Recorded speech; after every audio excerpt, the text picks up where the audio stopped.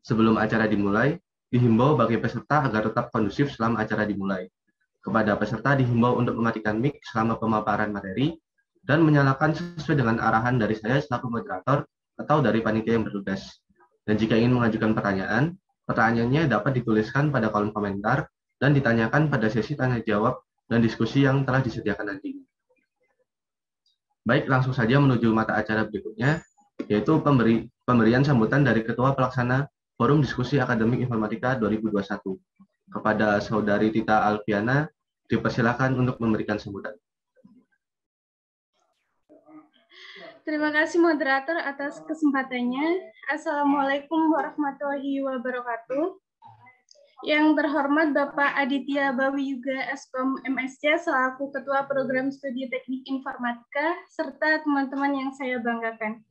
Puji syukur kita panjatkan kehadirat Tuhan Yang Maha Esa yang telah memberikan kesempatan kepada kita semua untuk dapat berkumpul di tempat dan di rumah masing-masing. Karena sangat disayangkan pada saat ini kita belum bisa bertemu secara langsung. Hanya bisa bertemu dan berinteraksi secara online, namun tetap dalam keadaan sehat walafiat. Alhamdulillah di sini saya sebagai Ketua Pelaksana Forum Diskusi Akademik Informatika 2021 ingin mengucapkan terima kasih banyak kepada pemateri dan peserta yang telah hadir. Diadakan acara ini yaitu sebagai wadah bagi mahasiswa untuk berdiskusi dan menanyakan hal-hal apa saja yang ingin ditanyakan pada bidang akademik, yang khususnya pada hari ini mengusung materi praktik kerja lapangan atau PKL. Tujuannya semoga mahasiswa menjadi lebih mengerti dan lebih memahami mengenai praktik kerja lapangan, terutama untuk mahasiswa semester 6 yang sedang dan akan melaksanakannya, sehingga mahasiswa dapat lebih memahami alur dan pelaksanaan PKL itu sendiri nantinya. Semoga teman-teman di sini mendapatkan banyak manfaat dan tujuan dari teman-teman untuk mengikuti acara ini bisa tercapai. Sekian dari saya, mohon maaf bila ada salah kata. Wassalamualaikum warahmatullahi wabarakatuh. Waalaikumsalam warahmatullahi wabarakatuh. Terima kasih atas sambutan yang telah diberikan oleh Saudari Tita Alfiana selaku Ketua Pelaksana Forum Diskusi Akademik 2021. Sekarang marilah kita menuju ke mata acara inti, yaitu pembahasan materi topik praktek kerja lapangan kepada Bapak Aditya Bawiyuga. Waktu dan tempat dipersilakan. Oke, terima kasih rekan-rekan HMIF sekalian. Saya mulai. Assalamualaikum warahmatullahi wabarakatuh. Selamat sore rekan-rekan mahasiswa informatika sekalian. Pertama-tama saya ucapkan terima kasih atas bantuan dari rekan-rekan panitia, terutama dari HMIF, untuk menggelar acara diskusi akademik seperti ini. Saya pikir ini bisa digelar secara rutin, mungkin kalau tidak 1 tahun sekali, ya paling tidak 1 semester sekali juga boleh. Dengan harapan nanti pesertanya jadi lebih banyak lagi ya. Kalau saya lihat di sini yang join baru sekitar 120-an ya, dari sekitar 1.500-an mahasiswa produktif yang aktif ya. Harapannya nanti bisa lebih banyak lagi yang bisa join di acara selanjutnya ya. Oke, kemudian yang kedua saya ingin menyapa juga teman-teman mahasiswa produktif sekalian yang ada di rumah masing-masing. Mungkin selama 1 tahun belakangan ini ya, mungkin nggak tahu sampai kapan ya kita bisa berjumpa kembali secara luring di kampus. Harapannya mungkin semester depan ya, tapi saya tidak bisa menjanjikan apapun karena ini juga bergantung kebijakan dari pusat dan juga kebijakan dari universitas. Harapannya sih kita bisa segera ketemu di kampus ya. Itu yang kedua. Kemudian yang ketiga, harapannya dengan forum diskusi seperti ini, nanti kalau teman-teman mungkin punya permasalahan akademik, mungkin punya problem akademik, nanti bisa kita diskusikan bersama di forum yang ada ini ya. Oke, baik. Mungkin sekilas ke teman-teman sekalian, sekitar beberapa minggu yang lalu saya diminta oleh teman-teman di Advokesma HMIF untuk menyampaikan materi terkait dengan akademik. Sedianya memang saya menyampaikan materi itu berurutan ya, mulai dari akademik yang dasar dulu, persyaratan-persyaratan akademik dan seterusnya. Cuman karena saya juga di Prodi, mungkin sebagai informasi juga, Prodi dan jurusan sedang menyiapkan beberapa kerjasama dengan beberapa instansi di luar, salah satunya dengan AWS. Kita sedang menjajaki kerjasama untuk mengadakan AWS Academy di Philcom, terutama di Proditif. Harapannya ini segera bisa kita eksekusi. Nah, ini sedang tahap persiapan sehingga mungkin saya belum bisa menyiapkan materi yang secara komplit ya ke teman-teman, sehingga kemarin kita sepakati untuk minggu ini kita membahas untuk yang PKL dulu. Untuk aspek akademik yang lain nanti mungkin bisa kita susulkan mulai dari minggu depan, mungkin secara berkelanjutan ya sampai beberapa minggu ke depan. Oke, baik. Kenapa PKL ini penting untuk dibahas ya? Karena faktanya memang PKL ini adalah mata kuliah yang sifatnya wajib ya. Teman-teman perlu ketahui bahwa PKL ini adalah mata kuliah wajib. Dan jumlah SKS-nya cukup besar, 4 SKS, dengan tingkat kesulitan yang saya pikir juga cukup lebih sulit ya daripada teman-teman menyelesaikan mata kuliah di mata kuliah reguler ya. Saya pikir tantangannya juga cukup besar karena PKL ini tidak hanya melibatkan teman-teman dan juga tidak hanya melibatkan dosen di kampus, tapi juga melibatkan pihak eksternal yang ada di luar. Sehingga ekspektasi pihak eksternal itu juga nanti akan mempengaruhi bagaimana teman-teman nanti akan mengerjakan PKL-nya. Itu pun juga didukung dengan fakta bahwa masih cukup banyak mahasiswa yang mengerjakan PKL-nya itu melebihi dari batas waktu yang seharusnya. Ya. Jadi kalau PKL itu kan sekitar maksimal 2 bulan ya, tapi pada faktanya cukup banyak yang meminta ekstensi sampai 3 bulan. Nah itu kan berarti ada sesuatu yang mungkin perlu kita dalami dulu sebelum teman-teman nanti mengerjakan PKL. Baik, itu sebagai pengantar, kemudian saya izin untuk share screen dulu. Mohon maaf, sepertinya saya belum diizinkan untuk share screen ya, dari hostnya ya. Ya. Sebentar ya, Pak. Oke, siap.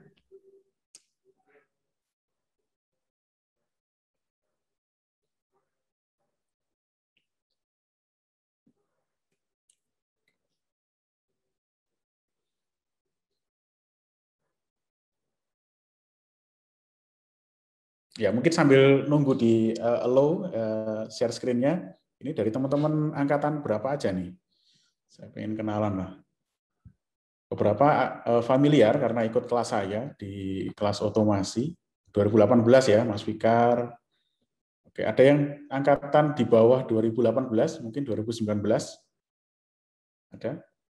Kalau 2017 rata-rata sudah mulai PKL ya, paling tidak sudah mulai lah. 19 ada. Oke, Mas Rizky, Mas Gustian, 2020 bahkan ada ya. Oke, good.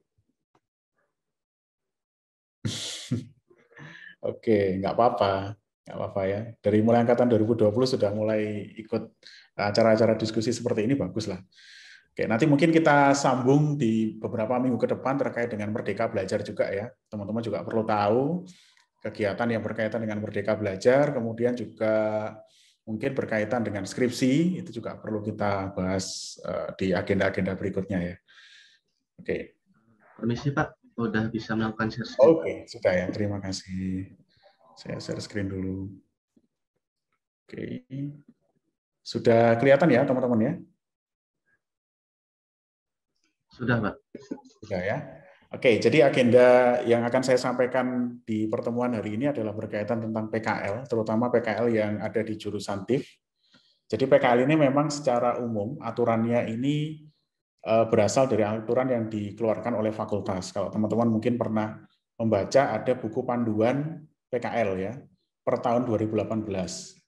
Itu memang buku yang sebenarnya paling baru, tapi melihat perkembangan yang terjadi saat ini ya terkait dengan pembelajaran daring, pandemi, dan juga Merdeka Belajar, ini memang kita rencanakan untuk kita revisi panduannya agar bisa mengakomodasi kondisi yang ada saat ini. Tapi paling tidak sebagian besar konten yang ada di panduan itu sebenarnya secara umum juga masih cukup relevan untuk dipakai.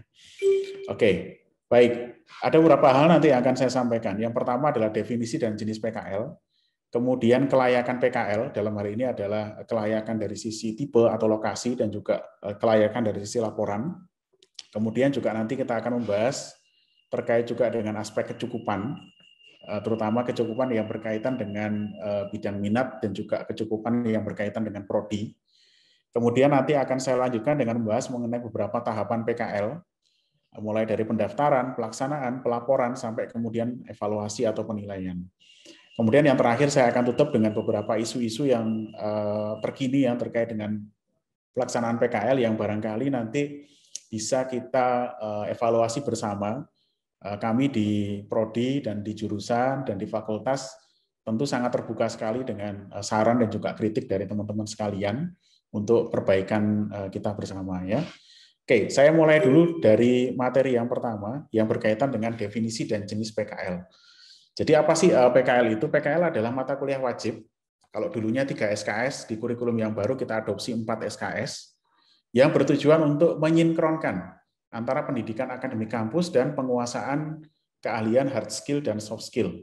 Jadi tujuan utama PKL itu ya, menyinkronkan antara pendidikan yang teman-teman terima di kampus dengan penguasaan hard skill dan soft skill dalam bentuk interaksi langsung dengan masyarakat dan dunia kerja. Jadi ini yang menjadi concern dari PKL sebenarnya adalah teman-teman harapannya bisa diberikan kesempatan untuk berinteraksi dengan dunia kerja. Oke, dan dilaksanakan dalam jangka waktu maksimal 2 bulan.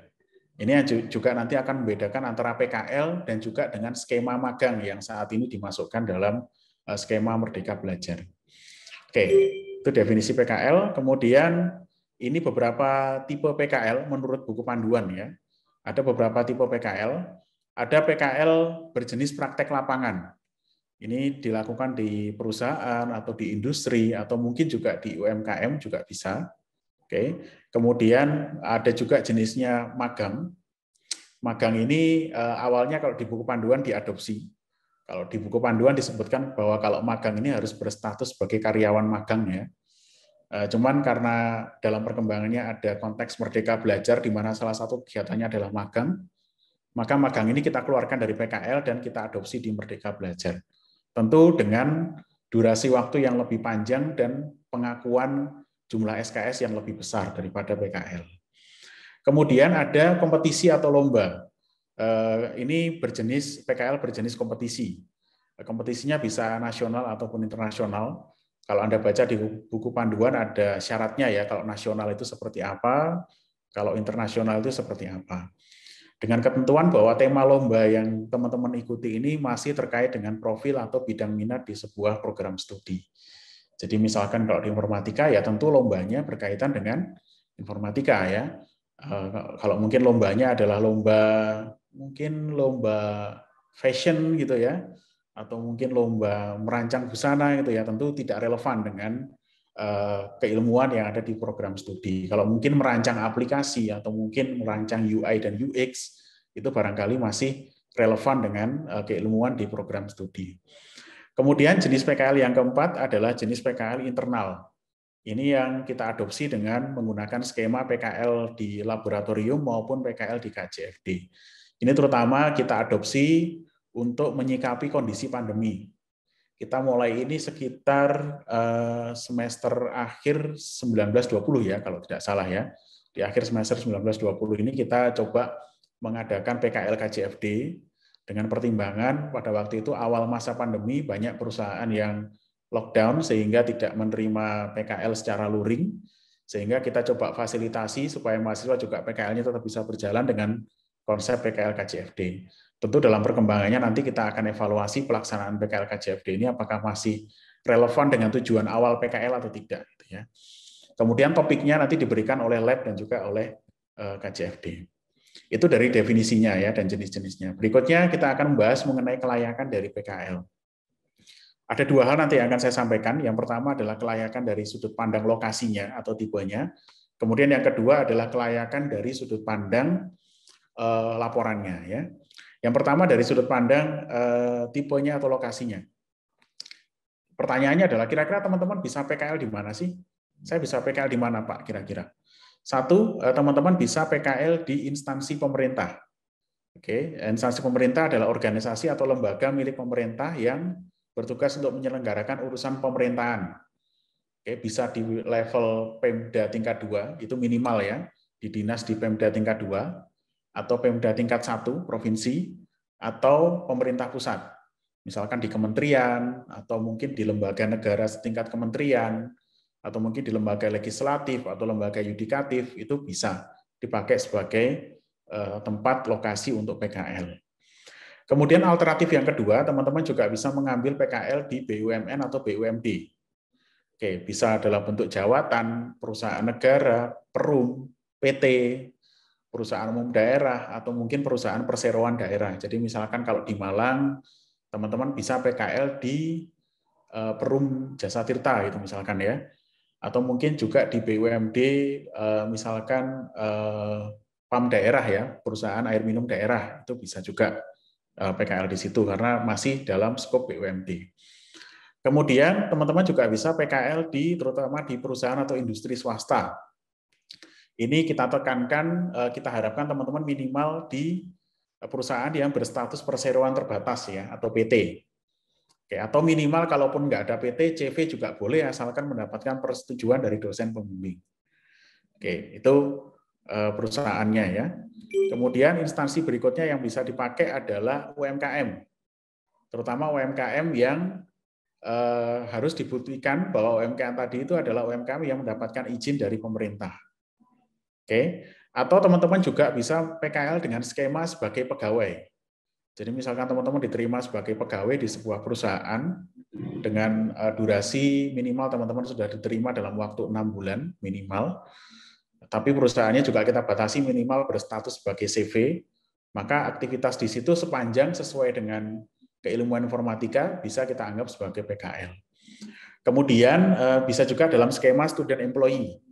Jadi misalkan teman-teman sebagai student employee diterima magang gitu ya di luar negeri atau di dalam negeri, misalkan di dalam kampus, misalkan di unitnya PSIK atau mungkin di unitnya TIK UB, itu juga bisa dianggap sebagai PKL. Atau juga dinaungi dalam skema PKL di laboratorium, grup riset, atau mungkin juga yang kita adopsi adalah yang ada di KJFD. Oke, tentu untuk yang student employee ini tentu berangkat dari kebutuhan dari instansi tersebut ya. Kalau misalkan lab-nya butuh tentang mahasiswa yang punya spesifikasi sekian gitu ya, tentu itu bisa juga diambil sebagai salah satu tipe atau lokasi PKL.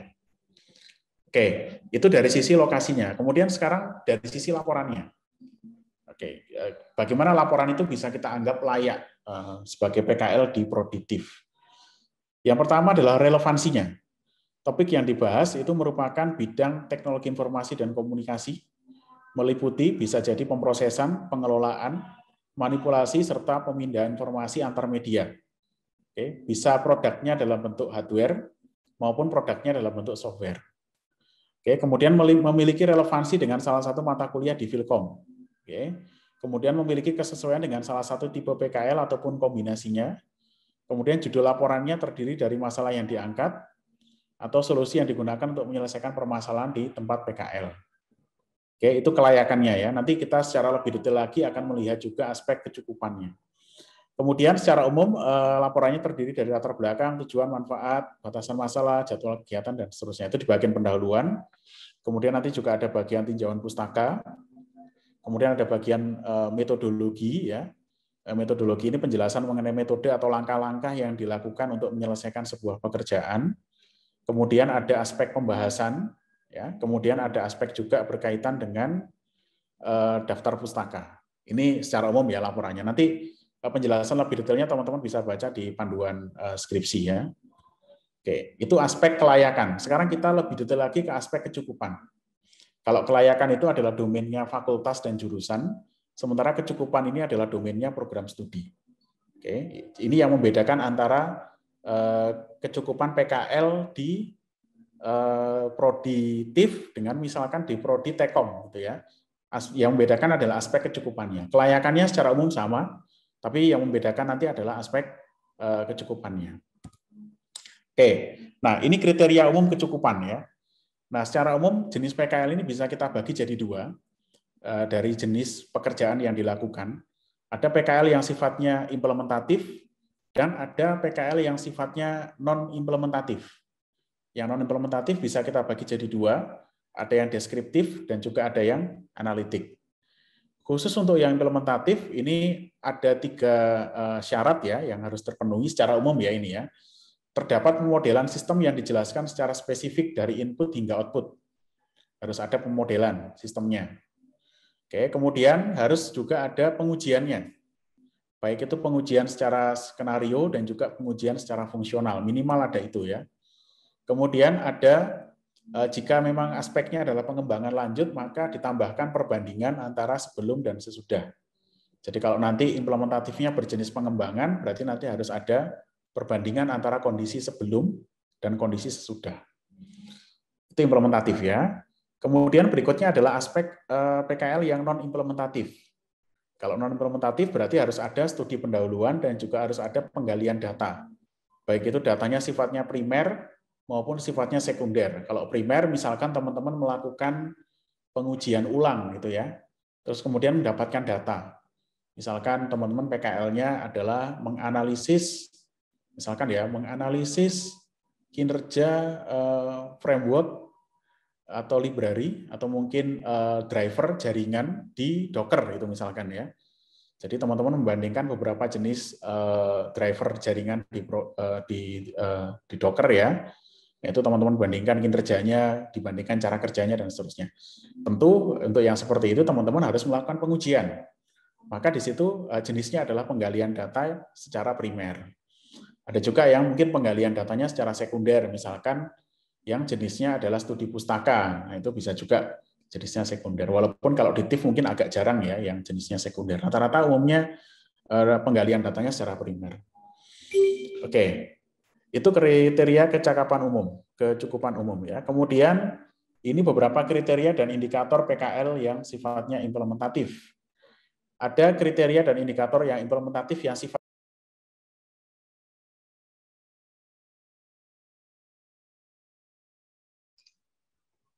Permisi Pak Adi. ya. Tadi sempat mute Pak. Oke. Tapi penjelasannya masih diterima nggak tadi? Sampai mana? Di slide yang ini Pak. Oh, slide yang ini ya. Oke ya. Ya. Oke, saya lanjutkan lagi. Yang pertama adalah kriteria dan indikator implementatif sifatnya pengembangan. Ini berarti menggunakan satu metode pengembangan atau algoritma yang tepat dan telah dilakukan kajian pustaka pada penelitian atau literatur terdahulu. Jadi misalkan teman-teman sudah nemu algoritma nih, udah ada algoritma atau udah ada metode nih. Nah, metodenya ini kalau saya terapkan di lapangan mungkin butuh beberapa enhancement, butuh beberapa pengembangan. Nah, itu berarti masuk ke kriteria pengembangan gitu ya. Atau misalkan di perusahaan sebelumnya itu sudah menerapkan metode tertentu. Nah, metode tertentu itu di perusahaan tadi itu pengen diubah gitu ya. Misalkan tadinya autentikasinya pakai JWT, sekarang autentikasinya pengen di-enhance pakai OAuth misalkan. Jadi mereka punya service gitu ya, punya layanan berbasis web, tadinya loginnya pakai JWT, OAuth-nya, sekarang autentikasinya mau pakai OAuth 2 gitu misalkan. Nah, itu masuk ke kriteria pengembangan. Kemudian ada implementatif yang sifatnya perancangan. Oke, kalau perancangan berarti luarannya itu menghasilkan rancangan sistem atau menghasilkan purwarupa sistem, prototype. Jadi misalkan teman-teman merancang sistem monitoring kondisi udara gitu ya. Nah, teman-teman menggunakan salah satu metode perancangan, kemudian dirancang purwarupanya, kemudian itu bisa masuk sebagai kategori perancangan. Oke, kemudian selanjutnya ada pengembangan lanjut, implementatif pengembangan lanjut. Oke, kalau pengembangan lanjut berarti dia melakukan perbaikan pada sistem atau algoritma yang sudah ada atau menambahkan nilai manfaat atau fitur. Ini mungkin agak mirip dengan yang pengembangan tadi ya. Kalau pengembangan lanjut ini teman-teman misalkan PKL di Pemda gitu ya. Di Pemda sudah ada sistem informasi kepegawaian. Nah, tapi sistem informasi kepegawaiannya itu pengen ditambahkan fitur untuk mengontrol kinerja pegawai gitu ya, misalkan atau monitoring aktivitas harian pegawai. Berarti kan teman-teman menambahkan fitur baru di situ. Nah, itu bisa dianggap sebagai PKL yang jenisnya implementatif pengembangan lanjut. Ya. Oke, itu jenis yang ketiga untuk yang implementatif. Kemudian berikutnya jenis yang keempat, yaitu implementatif yang sifatnya konstruksi. Oke, jadi kalau konstruksi ini awalnya mungkin dari perancangan ya, dari perancangan kemudian nanti dilanjutkan menjadi konstruksi ulang, sehingga perwarupa yang ada sebelumnya itu disempurnakan. Jadi misalkan di PKL sebelumnya atau mungkin di perusahaan sebelumnya sudah ada prototipe tertentu nih. Nah, prototipenya itu kemudian pengen disempurnakan lagi oleh Anda. Nah, itu teman-teman bisa pakai PKL yang jenisnya konstruksi. Ya. Oke, sebentar saya ganti dulu. Oke, itu PKL yang sifatnya implementatif. Berikutnya PKL yang sifatnya non-implementatif. Yang non-implementatif ini ada dua ya, ada deskriptif, kemudian ada yang sifatnya analitik. Kalau deskriptif ini biasanya terkait dengan penjelasan fenomena yang ada. Misalkan studi tentang fenomena tertentu gitu ya, misalkan studi tentang kinerja jaringan misalkan di perusahaan tertentu. Itu bisa masuk ke deskriptif, walaupun secara umum kita mungkin tidak menyarankan untuk fase deskriptif ya. Kita lebih menyarankan teman-teman untuk naik satu level lagi ke aspek analitik, sehingga kajiannya bisa jadi lebih kompleks dan lebih baik lagi. Oke, itu deskriptif. Kemudian untuk yang analitik ini ada metode penentuan hipotesisnya, kemudian ada metode pengumpulan data dan analisis. Jadi ada mekanisme pengumpulan datanya, entah itu dengan pengujian ulang, atau mungkin dengan kuesioner, ini bergantung dengan jenisnya ya. Terutama kalau mungkin di prodiktif barangkali lebih banyak dengan mekanisme pengujian ulang. Kalau mungkin teman-teman di SI itu lebih banyak dengan mekanisme kuesioner. Jadi ini bergantung juga dengan jenis prodinya ya, bergantung dengan prodinya juga. Oke, itu kecukupan secara umum. Sekarang kecukupan untuk tiap bidang minat, teman-teman bisa melihat dari lampiran J, dari kecukupan PKL di buku panduan PKL halaman 94 sampai 97. Mungkin saya coba tampilkan ya. Oke, teman-teman bisa lihat di sini ya, kecukupan PKL untuk tiap bidang ya. Misalkan di produktif untuk bidangnya komputasi cerdas gitu ya. Itu tipenya implementatif pengembangan, kira-kira aktivitasnya apa? Kemudian metodenya yang bisa dipakai apa? Kemudian syarat kecukupannya apa? Oke. Kemudian KBJ kalau sifatnya implementatif ngapain? Di sini udah ada. Oke. Kalau MGM sifatnya pengembangan, kira-kira aktivitasnya ngapain misalkan. Ya. Dan seterusnya di sini sudah ada panduannya. Jadi kalau teman-teman mungkin bingung nih kalau saya PKL-nya jenisnya PKL apa, teman-teman bisa merujuk di lampiran J sesuai dengan bidangnya ya, sesuai dengan bidangnya. Ini untuk yang informatika ada semua di sini ya. Walaupun mungkin ada yang tanya, Pak, sekarang kan sudah nggak ada keminatan ya, adanya stream. Ya, stream ini sebenarnya adalah pengembangan juga dari keminatan. Jadi kalau teman-teman mungkin di panduan yang masih lama ini, yang belum diperbarui ini masih pakai konsep keminatan, ya ini masih bisa sebenarnya masih bisa diadopsi juga. Gitu ya. Oke, itu dari aspek kecukupan ya. Sekarang saya kembali lagi ke slide. Setelah kita berbicara mengenai definisi kelayakan kecukupan, berikutnya kita akan berbicara mengenai prosedur PKL. Secara umum sebenarnya prosedur PKL-nya yang ada sekarang tidak jauh berbeda dengan yang ada di panduan. Mulai dari aspek pendaftaran, pelaksanaan, pelaporan, kemudian di sini juga ada diagram alirnya, itu secara umum kurang lebih sama. Hanya memang kita di masa pandemi ini, karena semuanya kita harapkan bisa kita lakukan secara daring, maka kita melakukan beberapa penyesuaian dan penyederhanaan. Harapannya teman-teman nanti bisa tanpa hadir di kampus pun teman-teman bisa mengurus administrasi PKL ini dengan mudah. Seperti halnya yang sudah terjadi di skripsi ya. Kalau di skripsi, hampir 90% alurnya itu online atau daring. Yang sisanya yang luring itu hanya ketika teman-teman menyerahkan laporan akhir aja ke kampus. Itu pun juga bisa diwakilkan. Ya, selebihnya itu online semua. Nah, PKL ini kita sedang berusaha secara bertahap.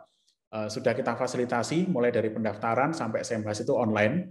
Hanya memang kita sedang menuju untuk menyempurnakan prosedurnya supaya lebih sederhana lagi.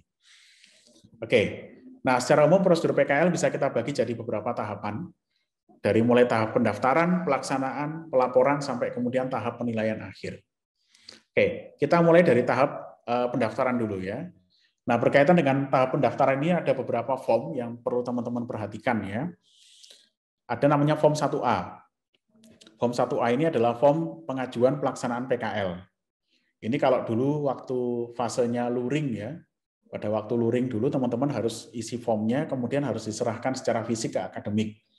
Kalau sekarang ini sudah digantikan dengan Google Form. Nanti link Google Form-nya nanti akan saya taruh di belakang slide ini ya. Kemudian ada form 1B, ini form kesediaan dosen sebagai pembimbing. Ini kalau dulu luring, teman-teman harus menemui dosen pembimbingnya, minta tanda tangan. Kalau sekarang ini sudah kita jadikan satu alurnya. Oke, jadi begitu teman-teman mengisi form ya, mengisi Google Form-nya, nanti KPS akan atau saya sebagai Kaprodi nanti akan menentukan dosen pembimbingnya siapa. Oke ya, ini secara otomatis nanti tidak perlu teman-teman menghubungi untuk meminta tanda tangan ya, hanya mungkin menghubungi secara informal menyampaikan bahwa Bapak nanti diminta untuk menjadi pembimbing PKL saya, atau misalkan diminta persetujuannya secara informal aja. Nanti tanda tangannya bisa kita susulkan di belakang. Kemudian ada form 1C atau surat pengantar. Ini diberikan ke mahasiswa setelah syarat yang diisikan oleh Google Form tadi lengkap.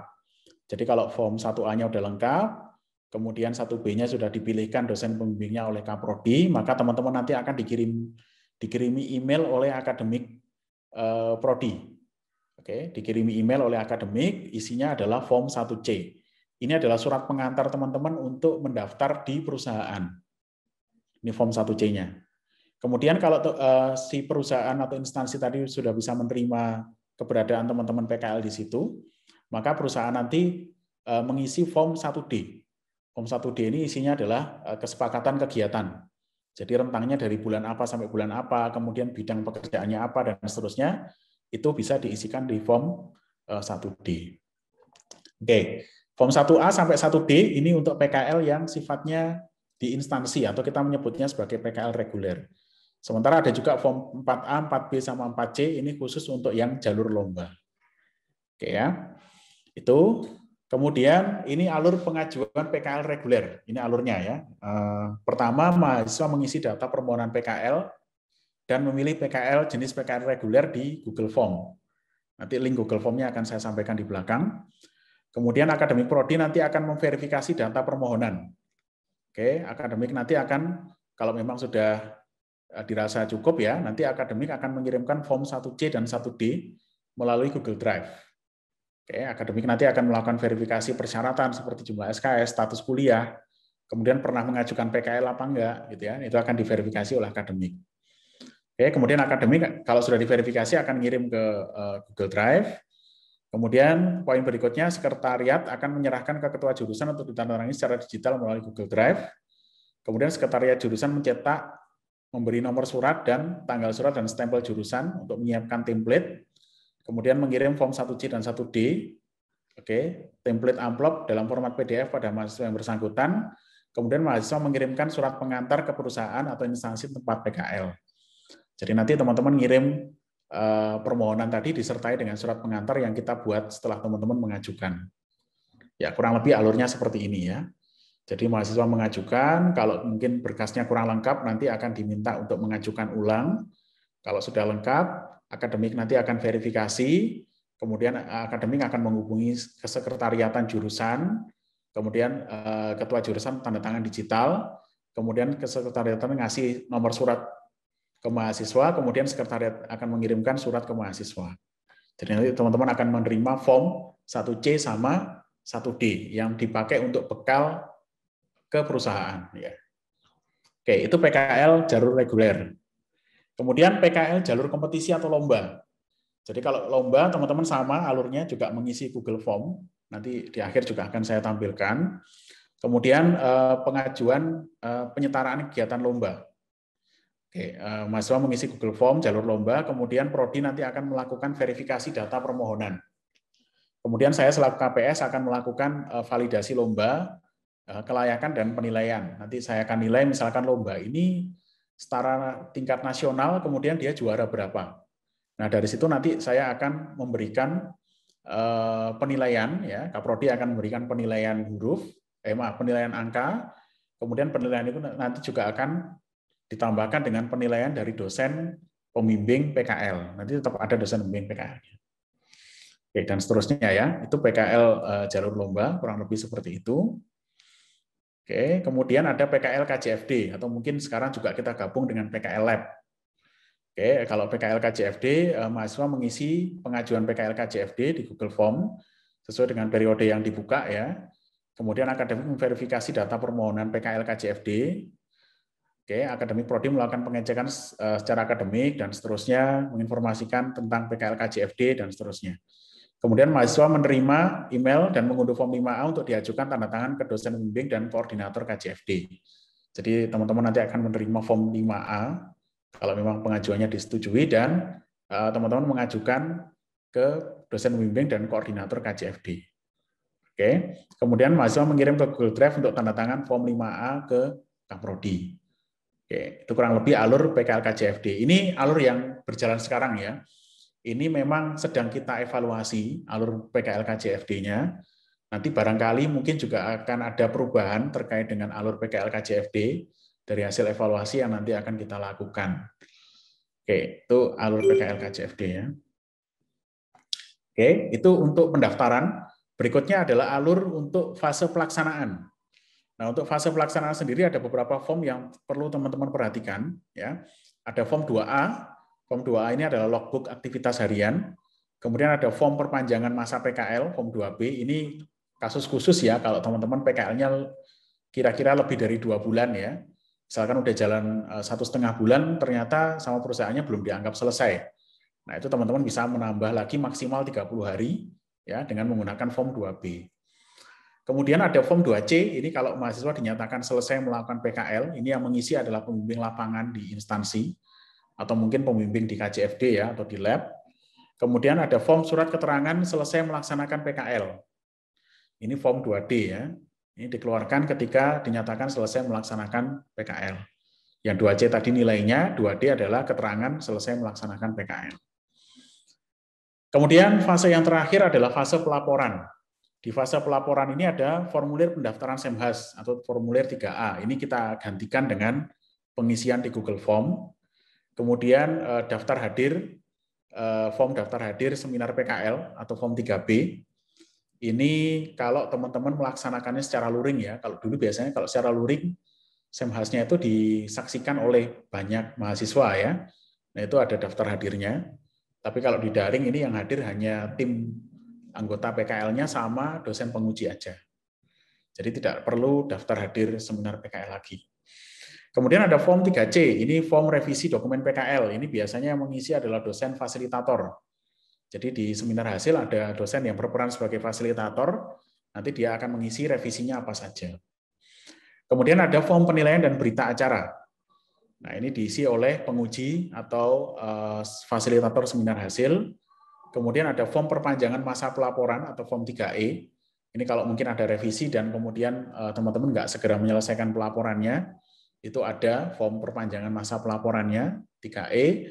Kemudian yang terakhir adalah form penilaian dosen pembimbing PKL atau form 3F.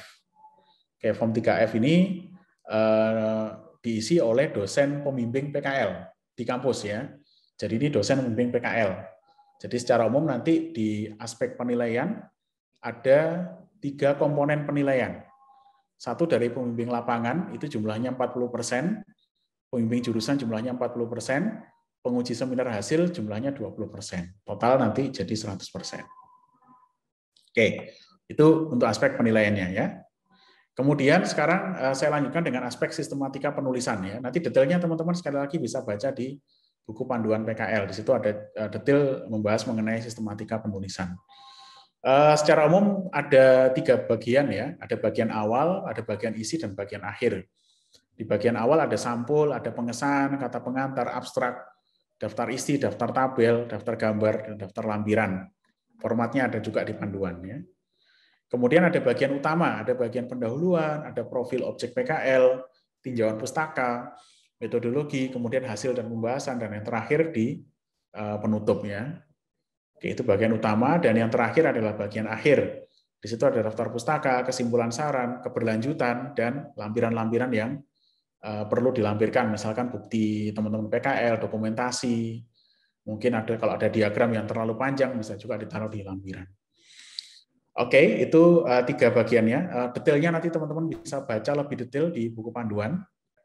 Kemudian yang terakhir yang ingin saya sampaikan mungkin beberapa isu-isu yang terkait dengan PKL ya. yang selama ini terjadi di Prodiktif. Yang pertama adalah pelaksanaan PKL yang melebihi batas waktu seharusnya. Ini juga cukup banyak kasus seperti ini. Kemudian kita tentu juga perbaikan prosedur administrasi PKL, ini sedang kita lakukan. Mungkin yang ada sekarang Google Form-nya nanti dalam waktu dekat akan kita revisi supaya Google Form-nya lebih sederhana lagi. Ya, kemudian isu PKL yang lain adalah adopsi PKL di Philcom Apps. Jadi sampai saat ini PKL ini belum dimasukkan dalam Philcom Apps ya. Masih administrasinya masih di luar Philcom Apps. Tentu dengan jumlah mahasiswa TIF yang cukup banyak ini juga merepotkan ya. Ini harapannya segera bisa kita adopsi di Philcom Apps. Kemudian juga yang menjadi isu adalah kerjasama dengan institusi yang ada di luar. Ini sedang kita jalin juga. Oke, itu beberapa isu terkait dengan PKL. Kemudian yang terakhir adalah referensi ya. Referensinya adalah buku panduan PKL Philcom 2018 versi PDF. Kemudian ini beberapa panduan terkait dengan PKL di jurusan TIF ya. Mulai dari form untuk pelaksanaan PKL secara daring, perpanjangan masa PKL, pembatalan, seminar hasil, dan seterusnya. Ini ada di satu halaman ini. Ini mungkin tulisannya untuk ganjil 2020-2021 ya. Tapi ini berhubung belum ada panduan yang baru, ya tentu ini masih kita adopsi ya. Oke, sampai nanti akan ada pembaruan yang lain lagi untuk di jurusan di Prodiktif. Ya, semangat yang kita lakukan itu semangatnya adalah untuk menyederhanakan prosedur. Jadi sedapat mungkin kita evaluasi. Contoh kemarin, kalau dulu ada form 1A, 1B, 1C. Kalau di daring, 1A, 1B, 1C kita anggap terlalu banyak, tidak efisien. Makanya kita kemarin sederhanakan 1A, 1B-nya, kita gantikan dengan Google Form tadi. Oke, sehingga 1C-nya bisa disampaikan langsung ke mahasiswa. Nanti kita evaluasi lagi kalau dalam pelaksanaannya, kemudian banyak prosedur yang ternyata merepotkan mahasiswa dan juga merepotkan stakeholder yang ada di kampus. Nah, tentu juga nanti akan bisa kita sederhanakan lagi. Oke, seperti itu yang bisa saya sampaikan terkait dengan materi ya. Oke, selanjutnya saya kembalikan ke moderator untuk dipandu di sesi tanya jawab. Monggo silahkan. Baik, terima kasih kepada Bapak Aditya Bawiyuga yang telah memberikan materi mengenai praktik kerja lapangan. Selanjutnya kita akan menuju mata acara sesi tanya jawab dan diskusi. Pada sesi tanya jawab dan diskusi ini, peserta dipersilakan untuk memberikan pertanyaan. Bagi para peserta yang ingin bertanya, silakan menggunakan fitur raise hand. Kemudian peserta akan dipanggil dan dipersilakan mengajukan pertanyaan yang dapat disampaikan secara langsung ataupun melalui fitur chat. Oke. Mungkin kepada para peserta apabila ada yang ingin bertanya.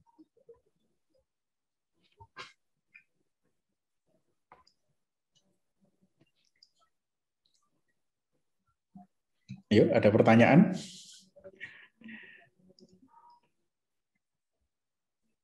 Silakan.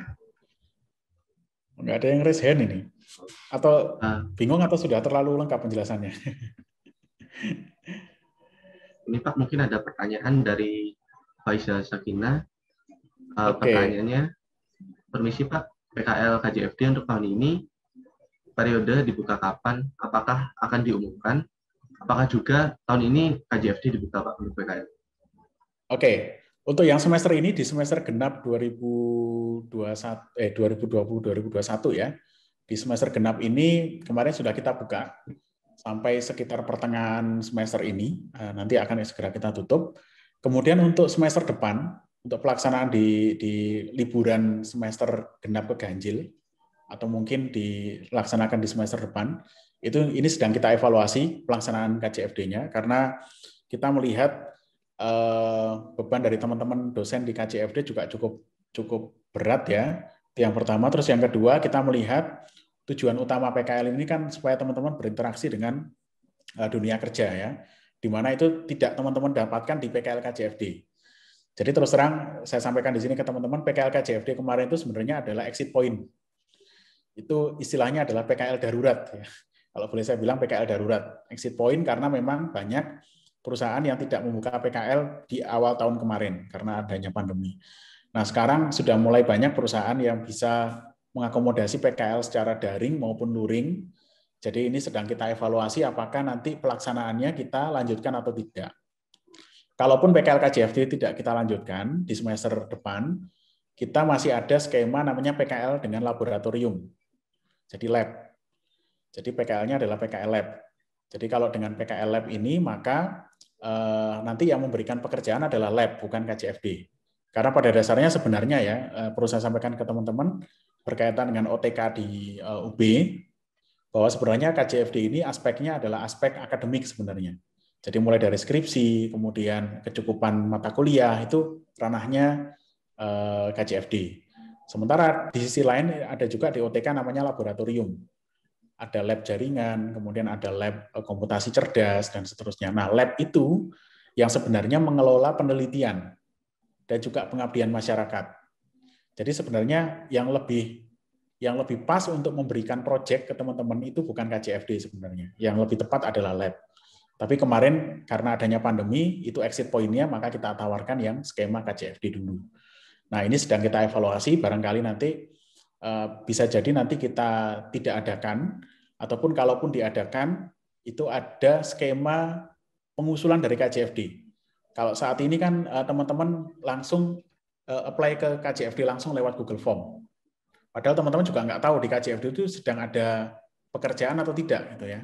Nah, sekarang di skema yang baru ini rencananya nanti kita akan balik ya. Jadi KJFD nanti yang mengusulkan. KJFD nanti mengusulkan, atau dalam tanda kutip KJFD atau lab-nya itu buka lowongan. Oke, ada lowongan apa enggak untuk PKL mahasiswa? Kalau ada lowongan nanti kita tawarkan ke mahasiswa. Itu ya. Itu yang nantinya akan kita coba evaluasi lagi untuk yang pelaksanaan KJFD. Mungkin seperti itu Mbak, siapa yang bertanya tadi ya? Mbak Faiza. Faiza. Oke. Baik, seperti itu Mas. Nah, sudah mulai banyak pertanyaan ya. Oke. Mungkin pertanyaan selanjutnya dari Muhammad Zulfikar, Pak. Ya. Permisi Pak, ingin bertanya untuk kegiatan Merdeka Belajar Magang Industri yang PKL 1 semester, apakah dimungkinkan untuk semester besok diadakan? Oke, baik. Untuk kegiatan magang, memungkinkan sekali untuk dilaksanakan ya. Tapi tentu magang ini kita laksanakan dengan perusahaan-perusahaan yang memang sudah menjalin kerjasama atau instansi yang sudah menjalin kerjasama dengan kita. Ya, kita semester ini sedang mengusahakan beberapa kerjasama. Salah satunya mungkin dengan beberapa software house yang ada di Malang juga kita sedang menjalin kerjasama, sehingga sangat dimungkinkan sekali untuk melaksanakan magang di perusahaan-perusahaan yang memang sudah ada kerjasama dengan kita. Tuh, jadi sangat dimungkinkan sekali Mas untuk magang. Justru kita selain PKL juga mengencourage teman-teman untuk juga mengikuti magang sebagai bagian dari kegiatan Merdeka Belajar. Tapi tentu kita mengevaluasi pelaksanaan dari PKL yang sedang berjalan sekarang ya. Salah satu yang kita evaluasi adalah PKL ini, teman-teman melaksanakan PKL pada instansi yang tidak punya kerjasama dengan, atau belum punya kerjasama dengan Filkom atau dengan UB. Ini salah satu hal yang kita khawatirkan adalah dari sisi kecukupan pekerjaan PKL yang teman-teman lakukan. Gitu ya. Nah, kita nggak pengen teman-teman sudah mendaftar PKL, tapi ternyata setelah diterima kerja di PKL di situ, ternyata pekerjaannya tidak ada hubungannya dengan informatika. Itu misalkan ternyata pekerjaannya cuma editing video, gitu ya, atau mungkin mengelola akun sosial media. Itu kan agak jauh dari profilnya prodi, ya. Nah, kita nggak pengen seperti itu, makanya untuk magang ini karena durasinya cukup panjang, maka kita antisipasi supaya magangnya hanya dilakukan pada perusahaan yang memang kita punya kerjasama di situ. Oke, itu ya mungkin Mas Fikar ya. Jadi jawaban singkatnya kita akan buka di semester berikutnya, akan tetap dibuka, tapi tentu dengan perusahaan yang atau instansi yang kita punya kerjasama di situ. Ya, seperti itu Mas. Baik Pak, untuk pertanyaan selanjutnya dari Mbak Swastika Akbar Umardani. Ya. Permisi Pak, izin bertanya, setelah mengisi form A5, apakah terdapat email lanjutan mengenai surat tugas yang ada mengenai tanggal dimulainya pelaksanaan PKL? Form A5. Form A5 itu yang mana ya? Sebentar ya, saya cek dulu. Form A5. 5A atau A5 Mbak ya? 5A ya, yang dimaksud ya. 5A kali ya. Oke, kalau 5A itu kan PKL KJFD ya. PKL KJFD ini berarti setelah apakah terdapat email lanjutan mengenai surat tugas yang ada mengenai tanggal dimulainya pelaksanaan PKL. Nah, untuk tanggal pelaksanaan PKL nanti menyusul ya setelah form 5A-nya nanti ditandatangani oleh KKJFD sama dosen pembimbingnya, nanti tanggal pelaksanaannya nanti akan menyusul dihubungi dengan akademik prodi. Jadi kalau teman-teman bingung, nanti teman-teman bisa coba bertanya ke akademik prodi. Kalau memang teman-teman sudah mengajukan form 5A tapi kok belum terbit tanggal pelaksanaan PKL-nya, nanti teman-teman bisa kontak di akademik prodi. Seperti itu. Oke. Kemudian pertanyaan berikutnya dari Mas Ilham di Mukdison. Izin bertanya, Pak. Jadi untuk magang kan tadi masuk ke kampus Merdeka. Kalau kita magang 3 bulan, apakah masuk ke PKL? Oke, kalau magangnya 3 bulan, kalau magang itu seingat saya di panduan magang yang baru, nanti kita adakan sesi tersendiri ya untuk Merdeka Belajar ya, terkait dengan magang juga. Untuk magang ini kalau tidak salah minimal dilaksanakan periodenya adalah 6 bulan. Jadi kalau 3 bulan kita belum bisa menyebutnya sebagai magang. Jadi kalau 3 bulan saya pikir yang paling tepat ya dimasukkan dalam skema PKL. Ya. Seperti itu ya. Oke. Baik, Pak. Untuk pertanyaan selanjutnya dari Mas Eko Prasetyo. Permisi Pak, saya izin bertanya, bagi yang ingin mengikuti student employee itu 4 bulan, dimulai dari tanggal 1 Juni hingga 1 Oktober, ya Pak. Sedangkan maksimal PKL yaitu 2 bulan. Itu bagaimana untuk penjelasannya, Pak? Oke, saran saya mungkin Mas Eko bisa menghubungi student employee-nya ya. Barangkali mungkin bisa di-extend 1 bulan atau sampai 6 bulan, sekalian aja dibuat dalam skema magang ya. Barangkali nanti bisa dibuat dalam skema magang sekalian. Jadi tidak dalam skema PKL, tapi dalam skema Merdeka Belajar. Itu ya. Oke. Baik, Pak. Selanjutnya dari pertanyaan Mas Fikar kembali. Ingin bertanya lagi, Pak, apakah nanti ada seperti career fair di Filkom nantinya, Pak? Ya. Oke. Nah, ini kita sedang koordinasi juga dengan fakultas untuk mengadakan ya mungkin bukan career fair seperti yang secara live gitu ya. Mungkin paling tidak ada satu portal atau halaman khusus tertentu yang menampilkan lowongan magang atau lowongan PKL. Nanti kemarin sudah kita usulkan ke fakultas agar di website Filkom nanti dicantumkan seperti itu. Ya, ini sedang berproses juga Mas Fikar. Ya. Jadi masukan juga buat kami untuk segera menyediakan form itu, menyediakan halaman itu ya. Oke. Baik, Pak. Untuk pertanyaan selanjutnya dari Mbak Nur Afifah Alia Farhanisa. Selamat sore, Pak. Saya ingin bertanya, jika mengikuti program Kampus Merdeka atau Merdeka Belajar dan mendapatkan konversi SKS untuk PKL, apakah untuk mekanisme pelaporan dan seterusnya sama dengan PKL reguler, Pak? Ataukah ada mekanisme yang berbeda? Oke, baik. Ini Mbak Nur Afifah sudah mengikuti program Merdeka Belajar ya. Saya asumsikan sudah mengikuti ya. Atau mungkin merencanakan mengikuti ya. Jadi kalau untuk pelaporannya, nanti ada template-nya sendiri. Ada panduannya sendiri untuk panduan magang yang sudah disusun oleh fakultas. Itu nanti ada panduannya. Jadi kalau mungkin pelaporan itu dari aspek PKL-nya apa yang perlu dilaporkan itu ada di situ semua. Ya. Ada mekanisme berbeda Mbak untuk PKL yang diakui dari program magang. Ya. Baik, untuk pertanyaan selanjutnya dari Kak Alvin Rinas Rizky. Permisi Pak, saya dari mahasiswa SAP tahun 2020. Apakah PKL reguler untuk tahun ini pelaksanaannya di waktu liburan? Apakah untuk PKL reguler tahun ini sudah dapat dilaksanakan secara luring? Dan apakah berkelompok? Dan untuk maksimal anggota kelompok berapa, Pak? Oke, ya. Ini mungkin pertanyaannya umum ya, berlaku untuk semua teman-teman, baik itu SAP maupun yang reguler. Yang pertama, apakah PKL reguler untuk tahun ini pelaksanaannya dilakukan di waktu liburan? Ya, kita mendorong teman-teman untuk melakukan PKL itu di waktu liburan supaya tidak mengganggu perkuliahan. Ini yang sekali lagi membedakan antara PKL dengan magang ya. Kalau magang, berhubung teman-teman ini magangnya durasinya 6 bulan, maka tentu teman-teman tidak bisa mengikuti perkuliahan di Filkom. Jadi 6 bulan penuh itu teman-teman mengikuti magang, sehingga dengan 6 bulan penuh itu tentu tidak bisa mengikuti perkuliahan di Filkom. Sehingga makanya SKS penyetaraannya itu jadi lebih tinggi. Kita memberikan award-nya lebih tinggi daripada kalau teman-teman mengikuti PKL. Nah, karena PKL ini cuma 2 bulan, maka kita sarankan dilakukan pada liburan semester genap ke ganjil, yang itu liburannya lebih panjang. Jadi kalaupun nanti sampai awal mungkin 1 bulan pertama di semester baru itu belum selesai, itu paling tidak yang kemakan itu cuma 1 bulan aja. Karena kita perlu mempertimbangkan juga presensi kehadiran di perkuliahan reguler itu kan minimal 80% ya. Jadi harapannya teman-teman tidak sampai menabrak terlalu banyak di semester barunya untuk PKL-nya. Jadi saya sarankan dilaksanakan pada saat liburan semester ya. Kemudian apakah sudah bisa dilaksanakan secara luring? Luring atau daring ini tergantung kebijakan dari instansinya. Tapi melihat kondisi sekarang, kami di Prodi itu menganjurkan teman-teman PKL-nya dilakukan secara daring dulu. Jadi kita anjurkan ya. Tapi kalau misalkan perusahaannya itu meminta nggak bisa daring nih, atau nggak bisa sepenuhnya daring, maka kami di Prodi menganjurkan teman-teman untuk sedapat mungkin porsi daringnya itu sedikit itu ya. Porsi luringnya sedikit. Jadi mungkin 50% daring atau mungkin 50% luring itu coba didiskusikan dengan instansinya. Jadi supaya apa? Supaya teman-teman juga kita juga di Prodi punya tanggung jawab untuk menjaga teman-teman supaya tidak terkena sesuatu ya. Karena pandeminya kan juga sebenarnya juga belum berakhir sepenuhnya.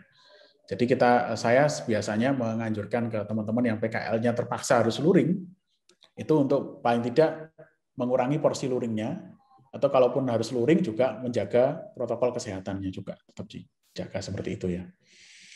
Oke, seperti itu. Kemudian untuk jumlah kelompoknya bisa sendiri, jadi minimal 1 orang dan maksimal 3 orang. Itu ya. Baik. Oke. Mungkin selanjutnya dari Mas Ismail Rizky yang telah melakukan resen, apabila ingin mengatakan secara langsung pada Bapak Aditya juga pertanyaan. Ya. Baik, terima kasih. Izin bertanya, Mbak. Untuk KJB ya, tadi kan, untuk KJB kalau tidak salah tangkap tadi kan masih akan didiskusikan, Mbak. Iya. Nah, ya. Sementara kan ini udah dibuka untuk mendaftarkan KJB. Iya. Nah, itu nanti untuk para pendaftar dari mahasiswa, apakah semua akan diterima atau tidak, Pak ya? Oke, baik. Untuk yang sudah mendaftar tentu akan segera kita terima ya. Jadi yang saya maksud dengan evaluasi itu tentu tidak berjalan di semester ini hasil evaluasinya. Nanti mungkin akan kita implementasikan di akhir semester ini atau di liburan atau mungkin di semester depan. Jadi yang sudah mendaftar ya sudah, gitu ya. Tetap akan kita proses. Gitu Mas Rizky ya, sudah menjawab ya. Jadi jangan khawatir ya, sudah mendaftar tetap akan kita proses. Ya. Oke, Pak. Untuk satu lagi pertanyaan, Pak. Ya. Untuk PKL jalur lomba, apakah harus memperoleh predikat juara atau tidak, Pak? Apa syaratnya harus mengikuti saja, Pak? Terima kasih. Oke, ya harus juara, Mas. Harus juara. Di panduan memang disebutkan, kalau tidak salah ada minimalnya ya. Sebentar saya cek dulu. Ruang lingkup, aspek kelayakan PKL. Iya. Ya, salah satu persyaratannya adalah menjadi juara 1, 2, atau 3. Ya. Dibuktikan dengan sertifikat juara. Jadi kalau hanya mengikuti saja tidak bisa diakui sebagai kegiatan PKL ya. Gitu Mas Rizky ya. Ya Pak, baik Pak, terima kasih Pak. Ya. Mungkin bisa dilanjutkan di kolom chat Mas. Ya. Selanjutnya dari pertanyaan Mas Ahmad Ansori. Permisi Pak, saya ingin bertanya apakah PKL KJFD yang pendaftaran terakhirnya 15 Januari 2021 kemarin itu dimaksudkan untuk semester ini, Pak? Iya, dimaksudkan untuk semester ini. Ya. Terima kasih Pak untuk jawabannya. Selanjutnya pertanyaan dari Mas Ilham Dwi Muftison. Izin bertanya Pak, untuk mengetahui instansi atau perusahaan apa saja yang kerjasama dengan Telkom, bisa tahu dari mana lagi Pak? Oke, ya ini yang tadi saya jawaban untuk Mas Fikar juga ya. Kita sedang siapkan untuk portalnya, portal penawaran magangnya. Untuk sementara kalau mungkin teman-teman bingung ya, Pak perusahaan mana, Anda bisa bertanya langsung ke saya juga boleh. Nanti saya berikan daftar perusahaannya ya. Tadi saya belum sempat menyiapkan daftarnya ya. Mungkin seperti itu. Ya, kalau PKL sementara ini bebas ya, teman-teman boleh PKL di perusahaan yang tidak punya kerjasama dengan Filkom juga boleh, tapi untuk magang, khusus untuk magang karena durasinya cukup panjang, kita hanya mengizinkan untuk yang dengan perusahaan yang memang punya kerjasama dengan Filkom atau dengan UB. Seperti itu. Mungkin nanti untuk magang kita bahas lebih detail di sesi tentang Merdeka Belajar ya, teman-teman ya. Baik, Pak. Selanjutnya Oke. pertanyaan dari Mas Ahmad Faiz Alif Adityo. Permisi Pak, Oke. saya izin bertanya. Berarti sebelum kita melakukan pendaftaran PKL dengan mengisi G-form-nya, harus memastikan terlebih dahulu ke perusahaan yang bersangkutan. Soalnya semisal ditolak oleh perusahaan tersebut, berarti harus melakukan pengajuan pembatalan dan mengisi form dari awal. Iya. Ya, ini dua metode ya. Teman-teman bisa deal dulu secara informal dengan perusahaannya. Oke, atau yang kedua, teman-teman bisa lewat jalur yang saya sampaikan tadi. Kalau lewat jalur yang saya sampaikan tadi, nanti teman-teman akan dibekali dengan surat surat pengantar dari jurusan. Tapi kalau teman-teman misalkan mau maju dulu sebelum ke perusahaan dulu sebelum lewat Google Form, tentu teman-teman tidak akan mendapatkan surat pengantar, karena surat pengantar itu baru bisa kita terbitkan kalau teman-teman sudah melakukan pendaftaran PKL. Jadi begitu ya Mas Faiz ya. Jadi misalkan ya Mas Faiz punya misalkan punya kenalan atau mungkin punya mitra gitu ya, perusahaan pernah bekerja di situ, kemudian secara informal sudah menghubungi owner dari perusahaannya atau menghubungi salah satu divisi dari perusahaannya dan sudah mendapatkan semacam kayak unconditional acceptance ya. Unconditional acceptance itu artinya ya acceptance tapi tidak secara resmi ya. Nah, kalau seperti itu boleh. Jadi sudah mendapatkan persetujuan secara tidak resmi, baru Mas Faiz mengajukan ke ke Google Form. Nah, itu bisa juga dilakukan dengan metode seperti itu. Ya, jadi nanti tinggal peresmiannya aja secara formal gitu ya. Oke, itu ya. Baik Pak. Selanjutnya pertanyaan dari Mbak Sasya Rohidah. Mohon maaf Pak, izin bertanya untuk PKL jalur Omba untuk proses pencarian dosen pembimbing dan verifikasi biasanya memakan waktu berapa lama hingga mahasiswa mendapatkan kepastian bahwa pengajuan tersebut diterima, Pak? Oke, biasanya kira-kira mungkin dalam waktu 1-2 minggu biasanya sudah bisa ditentukan kok. Biasanya asalkan dokumen-dokumennya lengkap ya, mulai dari sertifikatnya ada, kemudian surat pengantarnya ada, biasanya nggak lama juga kok. Ya. Dan sebagian besar yang diajukan ke kami, kalaupun dia sudah menyertakan juara 1, 2, atau 3 ya, dalam sebuah kompetisi nasional atau internasional, hampir pasti diterima sih. Hampir pasti saya terima pengajuannya. Asalkan lombanya juga jelas, penyelenggaranya jelas, gitu ya. Kemudian juga pesertanya juga dari berbagai kampus, gitu ya. Skalanya skala nasional atau internasional, tentu kemungkinan besar akan kita ACC. Hanya mungkin tinggal proses administrasi aja ya, mungkin kemarin perlu kita evaluasi juga, agak mungkin makan waktu yang mungkin agak lama ya. Mungkin sekitar 1 minggu atau 2 minggu saya pikir sudah cukup sih. Baik, Pak. Selanjutnya pertanyaan dari Mas Azhar IE. Permisi Pak, mungkin ada beberapa perusahaan yang memerlukan proposal untuk pengajuan PKL di perusahaan tersebut. Apakah tata cara meminta proposal PKL sama saja dengan mengisi form dan selanjutnya, Pak? Iya, proposal PKL. Tentu kalau namanya proposal PKL yang membuat bukan jurusan atau prodi ya. Yang namanya proposal PKL yang membuat adalah mahasiswa. Jadi mahasiswa misalkan ada 2 cara gitu ya. Perusahaan bisa jadi menawarkan atau perusahaan tidak menawarkan tapi membuka lowongan kalau mungkin ada yang mengajukan proposal. Nah, tentu maka yang mengajukan proposal adalah mahasiswa. Gitu ya. Jadi mahasiswa mengajukan proposal ke perusahaan tadi tentu dengan menyebutkan kira-kira mau mengerjakan apa di perusahaan tadi. Gitu ya, Mas ya. Nah, yang bisa kita sediakan di jurusan dan prodi, di jurusan terutama adalah surat pengantarnya.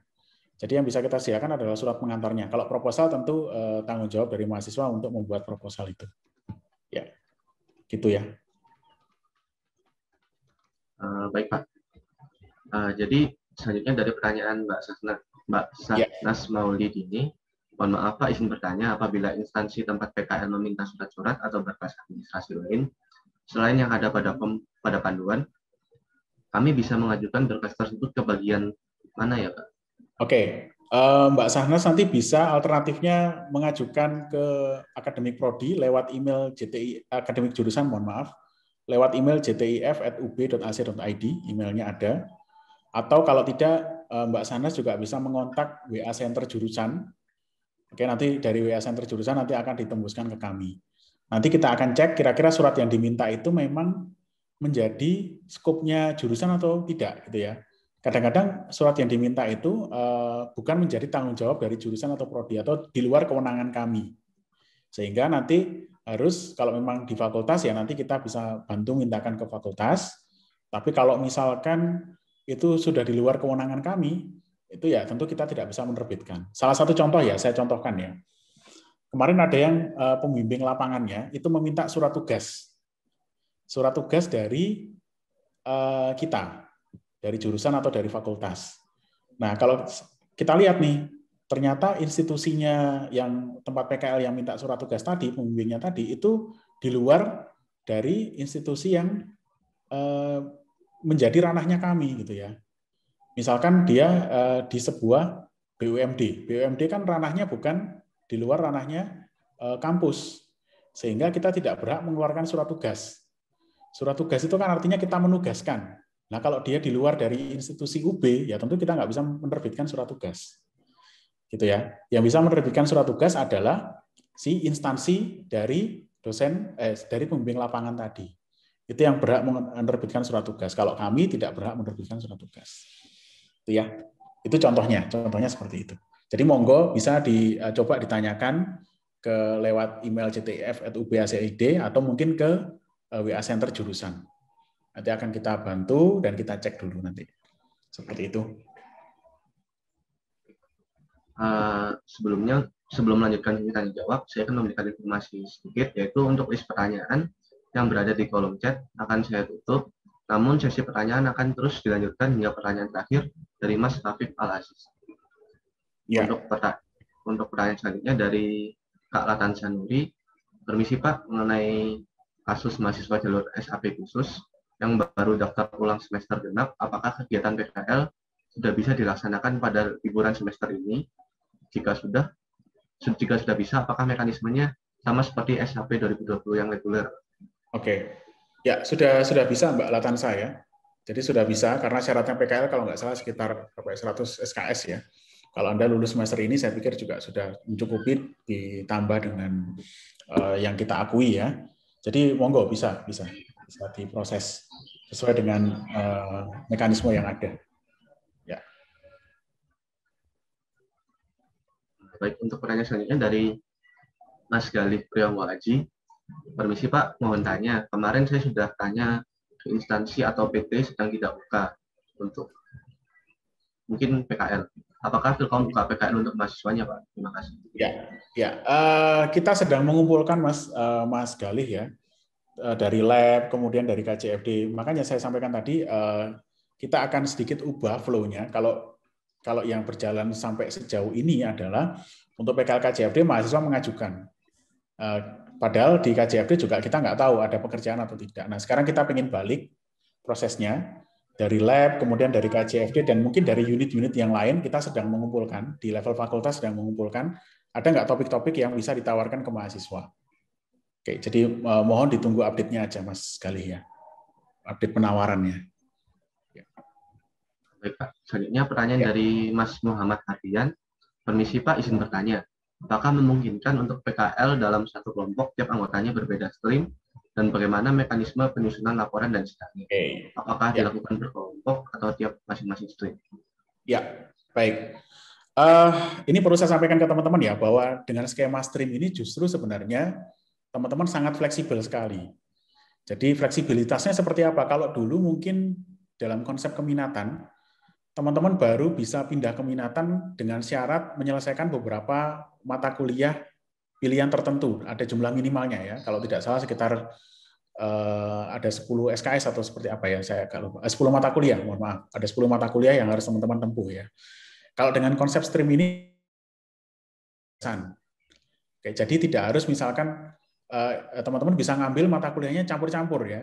Misalkan dari stream A dicampur dengan stream B, dicampur dengan stream C, dan seterusnya. Tapi tentu kita menganjurkan teman-teman untuk menetap dulu di satu stream, baru kemudian mengambil mata kuliah pilihan di stream yang lain.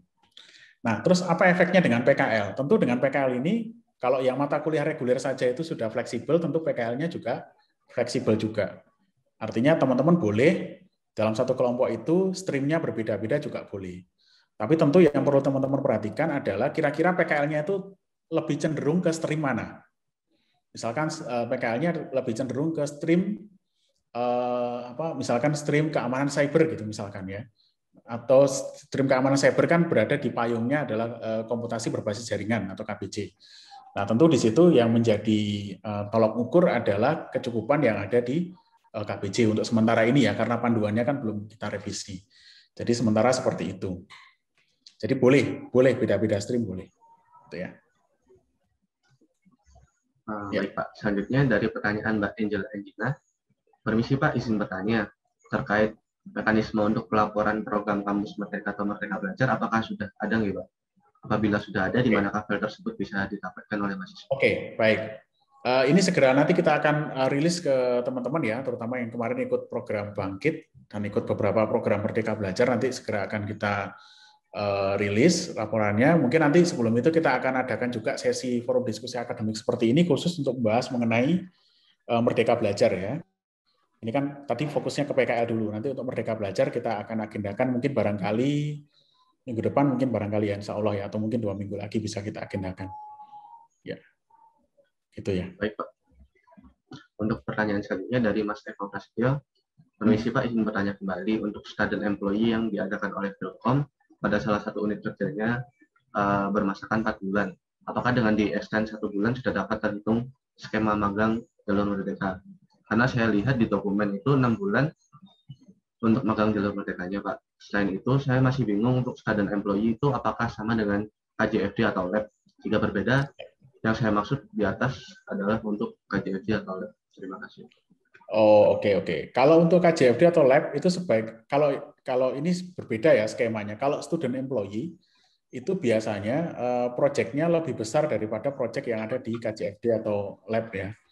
Itu kalau konteksnya student employee. Jadi kalau saran saya kalau memang itu memang KJFD atau lab, PKL saja Mas. Tapi kalau memang itu student employee dan mungkin masanya bisa minimal 5 bulan lah paling tidak, atau mungkin bisa sampai 6 bulan, itu bisa dianggap sebagai magang. Tapi kalau memang itu skemanya adalah KJFD, ya berarti dia adalah skema PKL KJFD. Seperti itu Mas ya. Tergantung skemanya saja sih. Yang ditawarkan itu modelnya adalah PKL KJFD, PKL lab, atau mungkin modelnya magang. Itu nanti akan punya persyaratan yang berbeda-beda. Kalau tahu saya untuk KJFD atau lab itu belum membuka skema magang, tapi skemanya masih skema PKL. Tapi kalau memang ada unit yang membuka student employee, misalkan di TIKUB atau di PSIK, itu misalkan masa magangnya 6 bulan, nah itu bisa kita akui sebagai aktivitas magang. Seperti itu ya. Baik Pak, selanjutnya pertanyaan dari Adipras Nur Setio. Permisi Pak, izin bertanya untuk student employee yang diadakan oleh Telkom apakah dapat berkelompok? Nah, ini tergantung yang membuka lowongan student employee-nya ya. Kalau memang student employee-nya menghendaki dia berkelompok, ya bisa berkelompok. Tapi kalau memang menghendaki secara individu, ya individu. Ya. Jadi ini yang perlu saya sampaikan, student employee ini berbasis tawaran ya. Jadi ada tawaran student employee di unit apa, untuk mengerjakan apa. Nanti ada persyaratannya di situ. Nanti monggo bisa dilihat di situ, apakah di situ mintanya kelompok atau mintanya individu. Itu ya. Baik Pak, selanjutnya pertanyaan dari Muhammad Rafif. Izin bertanya Pak, untuk perusahaan yang membuka lowongan dan mengadakan tes seperti interview terlebih dahulu dan seleksi. Namun anggota kami 3 dan salah satunya tidak lolos, bagaimana ya Pak? Ya, tentu kalau tidak lolos kan berarti tidak bisa diterima di perusahaan tadi untuk melakukan PKL atau melakukan magang ya. Ya berarti yang bisa melanjutkan ya 2 orang tadi. Kalau saran saya seperti itu. Atau kalau mungkin yang 2 orang nggak mau ninggal, yang 1 orang ya barangkali bisa mencari tempat PKL yang lain gitu ya. Tapi kalau saran saya berhubung cuma 2 yang diterima ya 2 itu yang bisa PKL atau magang di situ. Kan tidak mungkin teman-teman memasukkan namanya yang lain di situ padahal tidak diterima di perusahaan tadi. Itu Mas ya. Mas Rafif ya. Baik Pak, untuk pertanyaan terakhir dari Mas Yusuf, izin bertanya Pak, sekitar bulan Maret kemarin saya sempat mengajukan PKL Lomba, namun belum ada dosen pembimbingnya dan hingga saat ini belum mendapatkan email verifikasi. Untuk kelanjutannya bagaimana Pak? Oke, baik. Nanti saya cek ya Mas Yusuf ya. Seingat saya untuk Mas Yusuf kemarin sudah saya berikan, dosen pembimbingnya sudah saya berikan nilai juga ya. Nanti coba saya cek ke akademik jurusan ya, barangkali mungkin terlewat untuk meng-email ke Mas Yusuf. Ya, terima kasih sudah diingatkan ya. Ya. Mungkin yang terakhir dari Mas Rizky sekalian ya, Ismail Rizky ya. Iya, Pak. Oh, sampai sendiri ya. Apakah boleh mengundurkan diri dari PKL KJFD bila diterima di PKL perusahaan, Pak? Oke, apakah boleh mengundurkan diri dari PKL KJFD bila diterima di PKL di perusahaan? Oke, ya memang harus mengundurkan diri dulu, Mas. Jadi kalau memang Anda pengen merubah tempat PKL, maka skemanya yang lama dibatalkan dulu, baru kemudian nanti mendaftar yang baru untuk PKL di tempat yang baru. Seperti itu. Ya. Baik, mungkin untuk sesi tanya jawab telah selesai, Pak. Terima kasih kepada Bapak Aditya Bawyuga yang telah memberikan materi mengenai praktik kerja lapangan. Mengingat waktu yang cukup terbatas, hanya jawab dan diskusi akan saya tutup. Apabila teman-teman masih memiliki pertanyaan mengenai praktik kerja lapangan, dapat disalurkan melalui aspirasi yang akan kita buka di akun resmi HMIF. Kepada Bapak Aditya Bawyuga, apakah ada tambahan yang ingin disampaikan sebelum saya menutup acara kali ini, Pak? Oke, baik. Sebagai penutup, saya ucapkan terima kasih atas pertanyaan dan juga sarannya. Insya Allah nanti kita jadikan bahan untuk perbaikan. Kalaupun teman-teman mungkin punya saran atau mungkin punya usulan atau mungkin punya pertanyaan, monggo bisa ditanyakan. Kalau mungkin nggak berkenan ditanyakan langsung ke saya, boleh nanti dilewatkan ke Advokesma HMIF untuk kemudian nanti bisa ditembuskan ke saya. Kami di Prodi dan jurusan terbuka sekali dengan masukan, saran dan juga kritik dari teman-teman, gitu ya, demi perbaikan prosedur PKL bersama ya. Mungkin seperti itu, Mas. Terima kasih. Bisa nanti kita lanjutkan untuk sesi-sesi selanjutnya, mungkin dengan Merdeka Belajar atau mungkin dengan yang lainnya. Oke, mungkin sebagai penutup ya, satu hal yang perlu saya sampaikan ke teman-teman, saya izin share screen lagi. Ini mungkin tidak berkaitan dengan PKL, tapi berkaitan dengan akademik ya, berkaitan dengan akademik. Ini perlu saya sampaikan karena ternyata cukup banyak yang tidak paham ya, cukup banyak yang tidak paham sehingga salah untuk memprogram KRS.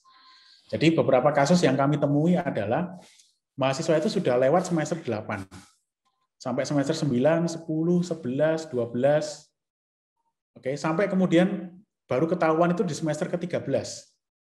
Oke, nah di semester 9 sampai semester 12 itu dia tidak memprogram mata kuliah yang lain. Padahal SKS-nya masih kurang. Jadi dia nggak menyadari kalau SKS-nya masih kurang. Yang dia program itu hanya skripsi aja dari semester 9 sampai semester 13. Padahal SKS-nya kurang, dan itu baru ketahuan di semester ke-13.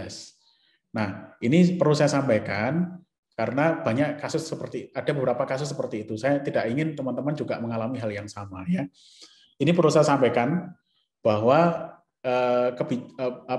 peraturan yang ada, peraturan akademik yang ada di UB, itu bahwa mahasiswa itu dinyatakan lulus program sarjana ketika sudah menempuh minimal 144 sampai maksimal 160 SKS. Itu minimalnya 144. Itu sudah termasuk dengan tugas akhir atau skripsi dan juga termasuk juga dengan PKL. Oke. Syarat yang lain adalah IPK-nya sekurang-kurangnya 2 ya. Kemudian nilai D atau D plus-nya tidak melebihi 10%. Oke, dari beban kredit total. Oke ya, nanti tolong dicek di transkripnya masing-masing kira-kira nilai D sama D plus-nya itu lebih dari 10% apa enggak. Itu teman-teman perlu aware. Kalaupun ada, maka teman-teman harus menyusun strategi gimana cara memperbaiki nilainya. Gitu ya. Kemudian tidak ada nilai E. Oke, kemudian lulus ujian sarjana, ujian skripsi ya, dan mengupload dan seterusnya, kemudian memenuhi syarat-syarat lain yang ditentukan oleh fakultas. Kalau misalkan indeks prestasi kumulatifnya kurang dari 2, atau mungkin nilai D atau D plus-nya lebih dari 10%, maka teman-teman harus juga memikirkan strategi untuk memperbaiki nilainya. Ini perlu dicek ya, teman-teman. Jangan sampai nanti baru ketahuan di semester-semester akhir. Oh, saya kurang kuliahnya ternyata. Oh, nilai D sama D plus-nya ternyata masih lebih dari 10%. Nah, itu teman-teman harus aware.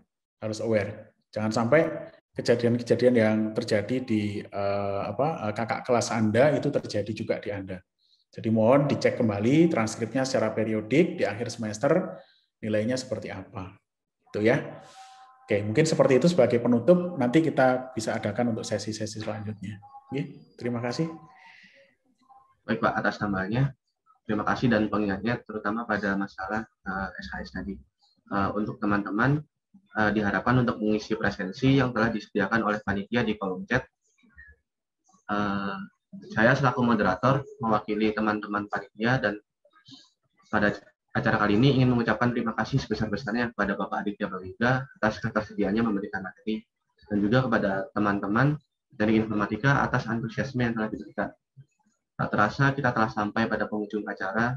Bagi teman-teman yang ingin mendapatkan kesimpulan atau record dan rekaman pada acara hari ini dapat ditunggu melalui press release yang akan dikeluarkan di akun resmi HMR.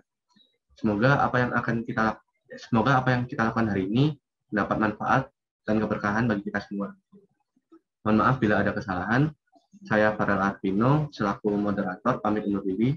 Selamat sore dan bagi teman-teman yang menjalankan ibadah puasa dapat bersiap karena waktu berbuka akan segera tiba. Assalamualaikum warahmatullahi wabarakatuh. Waalaikumsalam warahmatullahi wabarakatuh. Terima kasih ya teman-teman ya. Terima kasih Pak Adit. Terima kasih Pak. Terima kasih Pak. Sekali lagi saya mengingatkan pada teman-teman untuk mengisi presensi yang telah diberikan oleh teman-teman. Terima kasih.